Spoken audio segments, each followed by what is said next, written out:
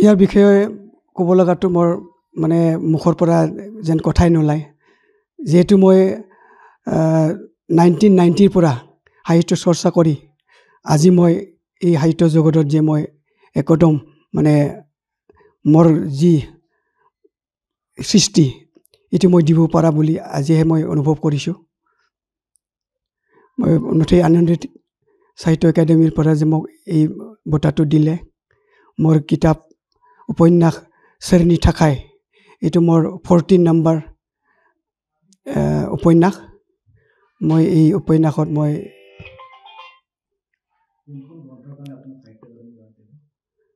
মোৰ গ্ৰন্থটো হ'ল 14 নম্বৰ উপন্যাস শ্ৰেণী থাকাই মানে অসমীয়াত কাৰ বাবে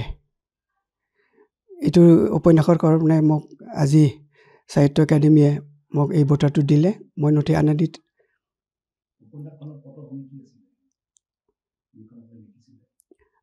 উপন্যাসৰ ইয়াতো মানে এজন দুখীয়া এটা লৰাৰ ঘটনালৈ মই এটো লিখিছিলোঁ মানে দুখীয়া বা অভাৱ অনাটনেও যে এটা সাফল্য বা সফল হোৱাত কোনো বাধা নিদিয়ে এই কথাটো লৈ মই এই উপন্যাসটো লিখিছিলোঁ মই আজি মই এই উপন্যাসৰ লগত চিনাকি কৰিব পাৰিলোঁ যে মই সঁচাকৈ মানে এই দুখীয়াৰ কথাখিনিও বা জীৱনীখিনিও যে মানে মানুহৰ বাবে প্ৰয়োজন এটো মই খুব অনুভৱ কৰিলোঁ আচলতে মই ইমান ডাঙৰ মানে সাহিত্যিকো নহয় তথাপিও মই ক'ব পাৰোঁ যে সাহিত্য সৃষ্টিটো হ'ল নিজৰ অন্তৰৰ পৰা বা আমাৰ গাঁৱৰ বা সাইডে কাষতে যিবিলাক যি ঘটনা ঘটি থাকে এইবিলাকে আমি যদি ভালকৈ চৰ্চা কৰে এইবিলাকৰ পৰাই বহুত ভাল ভাল সাহিত্যৰ যি সৃষ্টি এটো আহে বুলি মই অনুভৱ কৰোঁ ইয়াৰ মোৰ সৰুবিলাক যিবিলাক আহি থকা সাহিত্যিক হেতক মই কওঁ যে আমি সাহিত্যৰ কাৰণে কোনো এঠাইত যাব নালাগে নিজে এঠাইত থাকিও বহুত কথা বা কিতাপৰ পৰা অন্য কিতাপৰ পৰা আমি এইবিলাক সংগ্ৰহ কৰিব পাৰোঁ আসলে মোৰ সাহিত্য চৰ্চাটো হৈছে 1983 পৰা মই প্ৰথম যেতিয়া মই ক্লাছ 10ত থাকোঁ তেতিয়া মই বিজনী বান্ধৱ হায়াৰ সেকেন্ডাৰীত মই তেতিয়া ক্লাছ 10ত পঢ়ি আছিলোঁ ইয়াতে এখন নিজৰা নামৰ এটা আলোচনী ওলোৱা হয় ইয়াতে মই প্ৰথম এটা ছুটি গল্প দিছিলোঁ গছলা নাংগৌ গাংছে মোজাং গছলা এই উপন্যাস এই ছুটি গল্পটো যেতিয়া নিজৰাত ছপা হয় তেতিয়া মই এনেকুৱা ভাল লাগিছিল যে মই নিজেই নাজানো যে মই কয়বাৰ পঢ়িছিলোঁ তেতিয়াৰ পৰা মোৰ এনেকুৱা এটা ইচ্ছা হ'ল যে মই কিবা এটা কৰিব পাৰি নেকি এই ভাবি মই প্ৰথম মোৰ উপন্যাস যিটো হৰি মাৰুৱাও এই মোৰ প্ৰথম উপন্যাসটো মই সৃষ্টি কৰাত হাত দিলোঁ তেতিয়া মোৰ দেউতা আছিলে মা আছিলে মই যেতিয়াই মানে 10 পেজ বা 15 পেজ মই লিখোঁ তেতিয়াই মই মা আৰু দেউতাক কাষত বহাই কিনি মই শুনাওঁ যে মোৰ গল্পটো শুনক তেতিয়া তেওঁলোকে নিজৰ কামটো এৰি হ'লেও মোৰ লগত মোৰ এই উপন্যাসৰ যি আধা লিখা ইয়াকে শুনিছিল আৰু বহুত শলাগ দিছিল যে ভাল হৈছে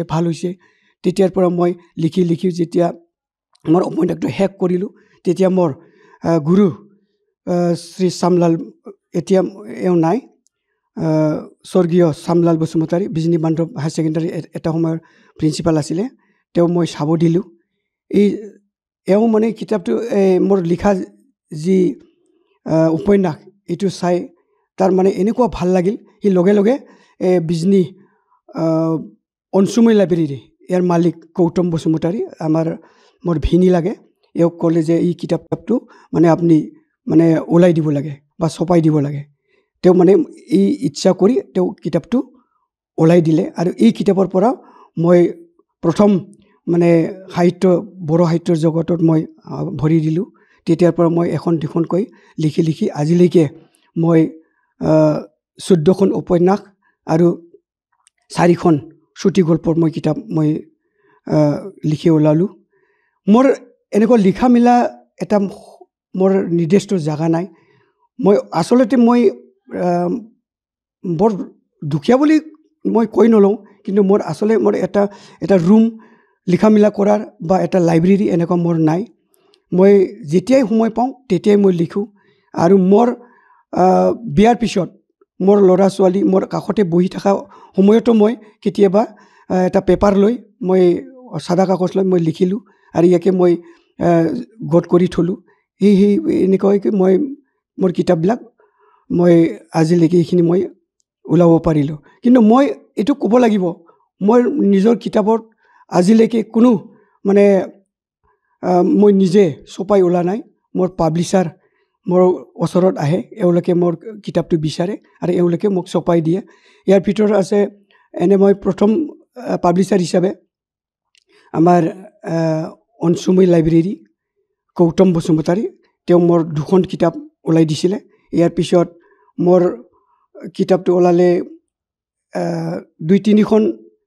এটা ডেকা ল'ৰা উদাংশী পাব্লিকেশ্যন ই কৰিছিলে আৰু লাষ্টত এতিয়া গৈ মোৰ যিবিলাক কিতাপ 6-7খন কিতাপটো নীলিমা প্ৰকাশনী বৰ্মা এৱে প্ৰকাশ কৰি থাকে আৰু 2-3খন কৰিলে থুনলাই পাব্লিকেশ্যন বৰ্মা এওঁলোকে মোৰ কিতাপটো ওলাইলে যিকোনো খবৰৰ বাবে যোগাযোগ কৰক 7099017330 লগতে 7099017110 নম্বৰত